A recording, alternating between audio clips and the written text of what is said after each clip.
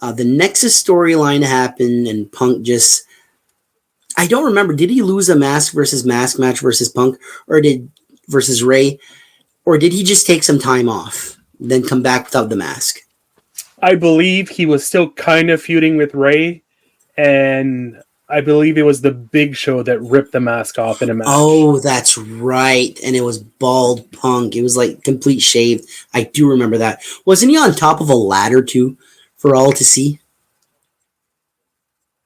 I don't remember that much, but I think it was Big Show that the facial expression of Punk, like just like this sure like panic, like the cameras everywhere. Comedy gold there. Comedy every once in a while is fine in wrestling, but if you're a comedy wrestler when it's all the time, your shtick's gonna run cold pretty soon. With Punk, he could do comedy every once in a while. He could also do commentary very well. We got commentator Punk for a while. Thoughts on that? As long as he got to wear Triple H's blazer, he was fine. There you go. The blazer makes the commentator. And he gets double pay that day, too. Jeez. That signed me up. I'm because pretty... He also had to ring the bell, so he got double pay. Done. Punk's always been a smart guy with money, so that makes sense. Once that's over, he becomes the leader of the Nexus. The Nexus is one of WWE's biggest what-ifs. Stars, the talent there was incredible. Bryan Danielson, Wade Barrett, Ryback was there, Skip Sheffield, Justin Gabriel, Heath Slater, Michael Tarver was there, I believe. Plenty of guys. They even brought in other guys from the... Michael McGillicuddy, Bray Wyatt as Husky Harris got there. That's around the time where Punk took over the Nexus. Thoughts on this? Because during a steel cage match, he rips Wade Barrett's armband off, and he proclaims himself as the leader of the Nexus with... who was the guy that looked like Batista? Ryan Reed? No, that's Ryback. Yeah. Mason Ryan. Mason Ryan, yeah. So he was Punk's heavy. Thoughts on this before we get into what Punk will ultimately be remembered for? So, why not have a great heel run, what could have been a great heel faction that's almost run its course at this point? Yeah. As you said, the Nexus had a big what-if question mark. The question mark for me is, what if they didn't encounter John Cena? That's the biggest one. I believe that was SummerSlam, correct? Yeah. I believe it was like a 10-man tag with Bret Hart in the match, and Bryan Danielson came back, or Daniel Bryan. I believe Edge and Dolph Ziggler. It might have even been a 12-man tag or something like that.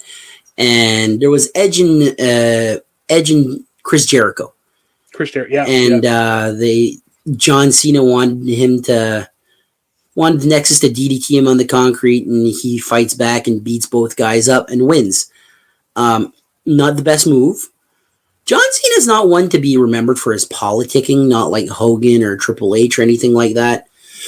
But that night he decided to do that and didn't really work. No. John Cena is... How can I put this? He is remembered to kill some pushes. Yeah. Especially in the early days. Yeah. The biggest one is Jack Swagger. He didn't want Jack Swagger to cash in on him, so Swagger cashed in on Jericho instead. Yeah. Hindsight being 2020, I don't blame John Cena for that one. No. Swagger's a 2-time world champion, spanning ECW and the WWE. U.S. Championship should have been his ceiling, but there's also Wade Barrett, who his ceiling ended up being the Intercontinental title. The fact that this guy didn't win the WWE title is almost criminal, because he was good. He was really good. He got over with everything they gave him. As the leader of the Nexus, he definitely should have been the world champion. Absolutely. But CM Punk became the leader of the Nexus. Then it gets leaked, I believe, by on purpose, not by accident, that CM Punk's contract is due. And he gets a number one contenders match. And then we have the infamous pipe bomb. This pipe bomb, man, it was great. It's one of the best, open mic nights, I'll call it. Yeah, absolutely. Talked about Vince McMahon being a bully. Even said John Cena, he didn't hate him. He hates the idea of him. And him just saying that right there is pretty much taking the fans' words and saying them out loud. Because I felt the exact same way. I love John Cena. I was never a fan because I was never a Hogan guy. I was never a John Cena guy. I was never a Roman Reigns guy. There was never a Ric Flair guy. The number one guy in the company was never my favorite. It was at some points, but But during this point in time, Hogan had his long run, and then there were short runs everywhere. Warrior had his run. Bret had his run. Diesel had his run. Austin had his run. It was very popular, but very short. Rock had his run. Brock had his run. Now we're in John Cena, and we're going on 10 years here. And it's like, this is getting old.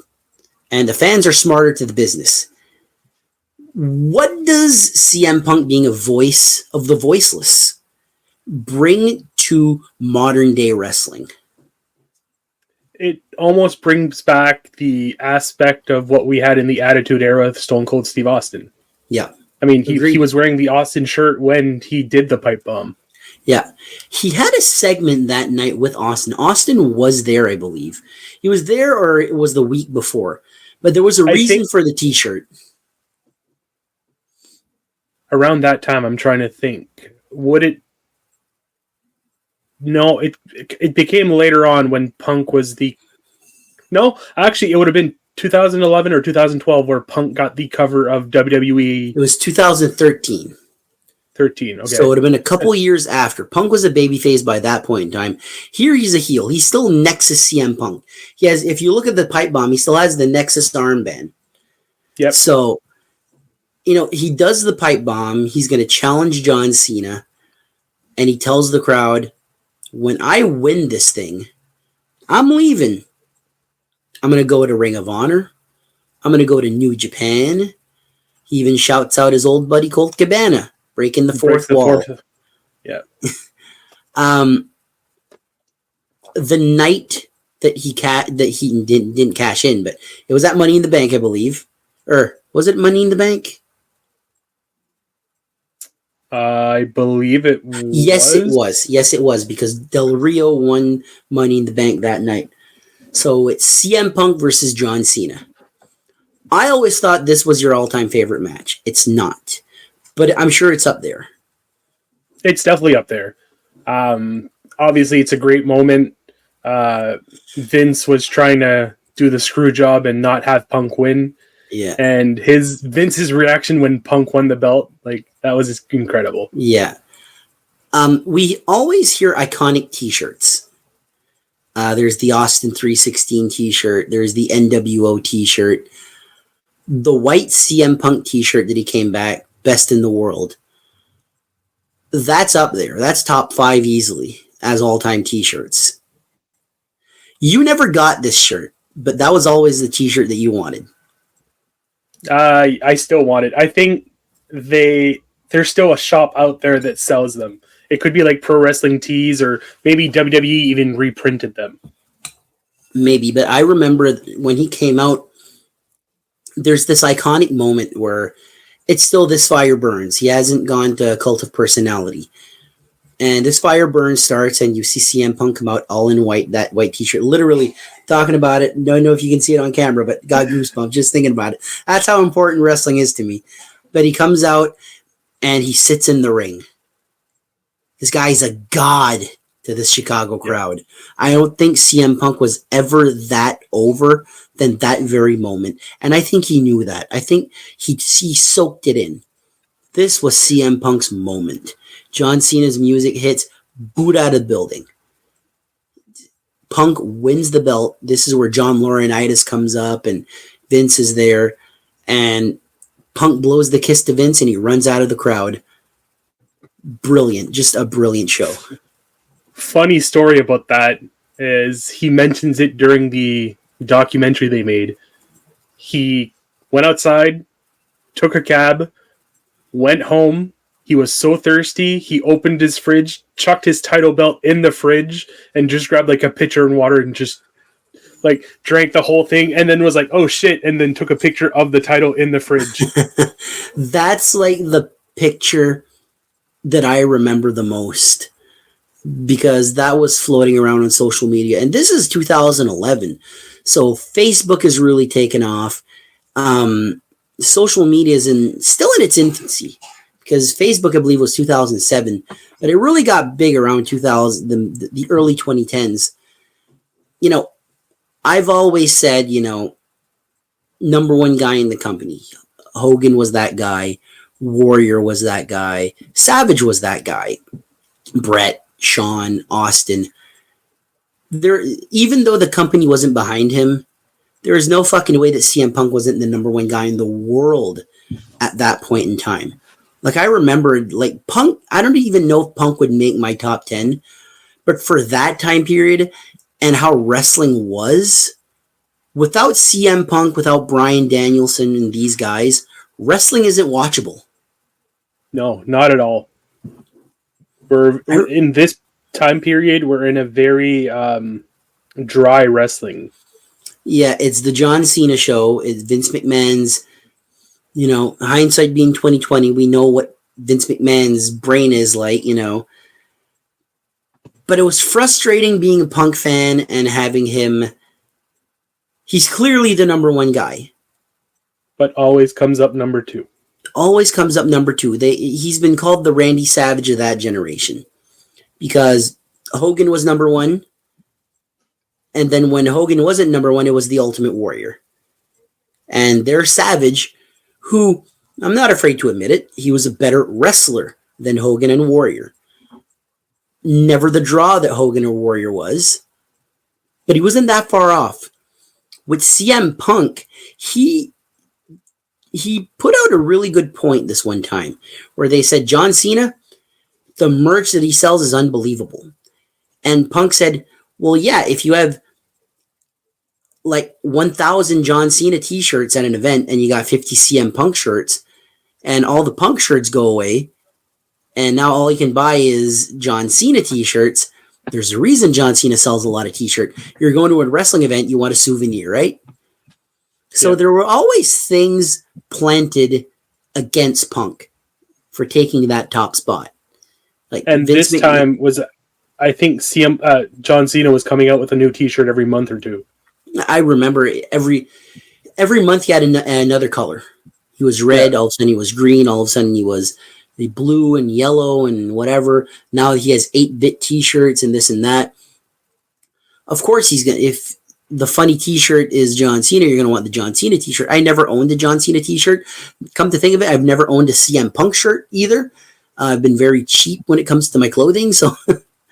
I still have my CM Punk t-shirt. I have 2 of them now, actually. I think the most wrestling t-shirts I ever bought is when Hot Topic in Moncton started selling them. So I bought them there, but I'm never a guy to buy his stuff online or anything. But, you know, CM Punk, he wins the title from John Cena. He's going to leave. I think it was 8 days later, he's back on TV. Was it too soon? With how everything happened, I would have probably given it a few weeks. Agreed. Just to let the whole thing, you know, settle a little bit. And I believe the returning pop would have even been bigger than what it was. Yeah. What's funny is I watched this with BT Bobby Man, our good friend Steve McKinnon, who wrestled for IHW for many years, former I title champion there. And I'd always go and watch Raw, and by midway of Raw, he'd be passed out on the sofa. And I'd finish Raw, and he'd always tell me, something good happens, wake me up. And I hear Cult of Personality. Punk used Cult of Personality in Ring of Honor. Yep. He had used another song before that by AFI, I believe it was. Not Yes, the Marincia or something like that. Miseria or something like that, yeah. Miseria Cantara, right? Yes, that's it. Yeah, that's it. Okay. So when he turned heel in Ring of Honor, he started using Cult of Personality. So when he debuted Cult of Personality, everybody's like, who's this? Because he had used This Fire Burns, which, funny story, that was Randy Orton's theme song before CM Punk. He used it one time. One time on a SmackDown, I remember that. I was never a fan of that song. I don't think it fits as a wrestling theme song. When Punk debuted Cult of Personality, I knew exactly who it was, so I nudged BT, wake up, bud, Punk's back. He's like, already? But him coming out, what worked here is the silence of the crowd not knowing who's coming out. Not showing anything on the Tron. Then Punk slowly peeks out. Then you put it on the Tron. CM Punk, best in the world, all that good stuff. This leads to a unification match because that night, The Miz took on Rey Mysterio for the WWE title, which Rey Mysterio won. People don't know this. Rey Mysterio is a former WWE champion. Less than 2 hours later, John Cena is the WWE champion. Yep. Punk comes out with the real belt. You can clearly see that John Cena's belt is like a toy. Like it's flat as a pancake. Punk, then after that, the match is made. Punk wins, but he gets cashed in on Del Rio. Your thoughts on them taking the belt off Punk 28 days into his reign? Well, you had to have Del Rio cash in eventually. At the time, I actually liked Del Rio, so I thought it worked. And with what was to come after this, I liked it. It was okay. I get it that a lot of people would think it's, you do this whole big storyline of Punk leaving and then coming back a week later, and then he wins the title for 28 days and then loses it. But with the big picture, it makes sense. It did, but you go on from there, and Punk feuds. There's this short period for like a month and a half where Del Rio and Cena are feuding for the belt. And Punk is going to feud with Kevin Nash. Because remember, at the end of that match, Kevin Nash comes out of the crowd. I don't know if you were there for that one, but I was the only one that saw Nash in the crowd. And I'm like, whoa, that's Kevin Nash. And everybody's like, where? What are you talking about? Then all of a sudden, Kevin Nash is there. He powerbombs Punk. And that's when Del Rio cashes in. The line of the century was CM Punk, where he's like confronting Kevin Nash. And why'd you do that? Oh, Triple H told me to do it. You want to see the text? He's like, do you want to see the text my sister said? Kevin Nash, LOL, thought he was dead. Yeah, that was a fucking great line. I think it was OMG Kevin Nash, thought he was dead, LOL. But Kevin Nash was not medically cleared, so he's not going to feud with Punk. So Triple H gets inserted there. Yep. And the hottest guy in your company gets beat by Triple H. Pedigree, 1, 2, 3. What was going to happen with Kevin Nash? Was Kevin Nash going to lose to Punk, or was Punk going to have to lose to Kevin Nash? It cools down the momentum. It does. Your thoughts on Triple H doing this? Because now Triple H it's the Triple H era in WWE. Punk and him are good. It's water under the bridge. But WWE would always do these things where you would just scratch your head and be like, why? Triple H in that era liked to shovel a lot. He did. More than his sledgehammer. Yep. It's one of those things where if he would have put Punk over then, and I get what they did, like, oh, well, WrestleMania. If you're going to beat Triple H, you do it at WrestleMania. But they weren't scheduled to wrestle at WrestleMania until, 3 years later? Yeah, so Triple H gets the win, and that's it. That's it. So luckily for Punk, Survivor Series, he would defeat Alberto Del Rio for the belt. And this would start the legendary 434-day reign with the WWE title. The spinner belt that doesn't spin, to me, I associate that belt with CM Punk. Like, any picture that you see of that belt, there's a picture of CM Punk not far from that. There's only two names that can be associated with that belt specifically. It's Punk and Cena. Yep. He started half of his reign was as a babyface. Half of his reign was as a heel.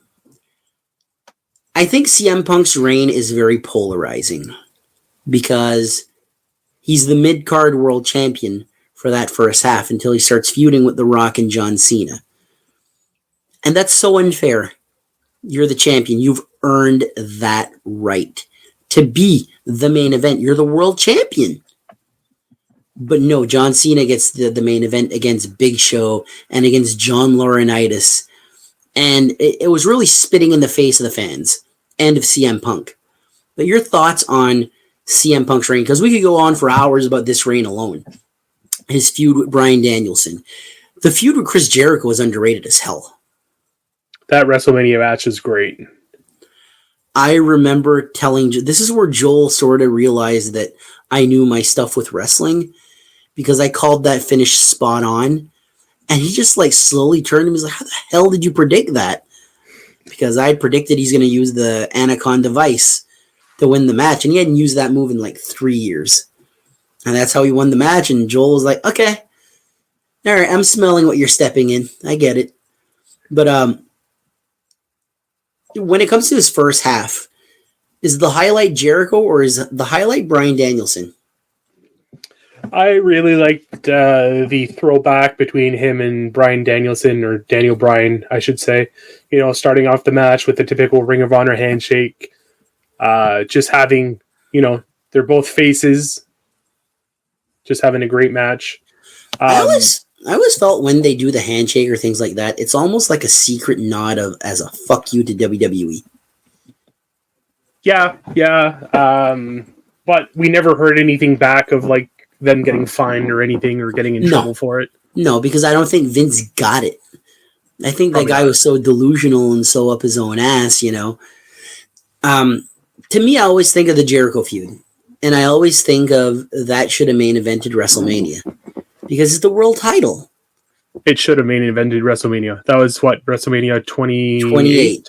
28 was, for a long time, 28 and 30 were I think in the last 20 years for me personally, or 15 years, I'm going to say, I think 28, 30, and 40 were the best. You still there? I am. Did I cut out? You froze there for a second. So yeah, 30, 28, and 40 were the best. And 28, it was a hell of a card. Punk versus Jericho. There was Triple H and Undertaker. Cena, Rock, I could care less really. But there was also the Bryan Danielson, Sheamus, 10-second match, AJ Lee. We get into the second half of his title reign, where he turns heel. Finally gets the main event. But unfortunately doesn't get the WrestleMania main event. He defends the title against John Cena a bunch of times. Gets in hot water for using a pile driver on Raw. Yep. Thoughts on his second half? It was classic old school heel CM Punk. Yeah. And this was a way to keep that title reign fresh. Yeah, I remember telling you this back then. I don't like long title reigns, but they made it work with Punk because the first half he was a babyface, the second half he's a heel. So you freshened it up. It's not much of the same, You know, it was two different characters. It was smiling babyface Punk, I'm here to save WWE. And then it was CM Punk, I'm the champion, screw everybody, I'm the man. Around this time, we also got the Paul Heyman guy. We got Paul Heyman with CM Punk. How instrumental was this? Because this brought Paul Heyman back to relevancy. This is before Brock Lesnar came back. Paul Heyman had been gone for a while at that point in time. Yeah, during this time, I think around this time, I should say, Paul Heyman also aligned himself with Michael McGillicuddy, whatever he was, Curtis Axel. Curtis Axel, I believe so. It might have been a little later on, but you're in the ballpark. But this turn for Punk, it's playing two different characters. You get two different sets of opponents to face. And all I'll say about the heel Punk thing is fuck Ryback. I was just going to mention Ryback. I literally was just going to mention him because there's a lot of people. I was a Ryback fan. I know you were not. I remember me and you talking about this. And, not everybody can agree on everything. It's respecting other people's opinions. I liked Ryback. I liked that Ryback did so much with so little. Because that's an art form too. I think what he's done recently is completely torpedoed his career. I don't think he's going to be anything in wrestling anymore. But Ryback got over. And he did. I won't deny that at all. So he got the Feed Me More chant over. Shell Shock, the meat hook clothesline. A lot of people were comparing him to Bill Goldberg, which was a good comparison. I still think he was better than Bill Goldberg, though. Opinions. But then John Cena gets hurt, and they insert Ryback there, and they can't have Ryback take the belt from Punk. So that just stalls his momentum right there. And Ryback never really recovered after that. He won the Intercontinental title, and he was still popular and everything. But he never did anything after that,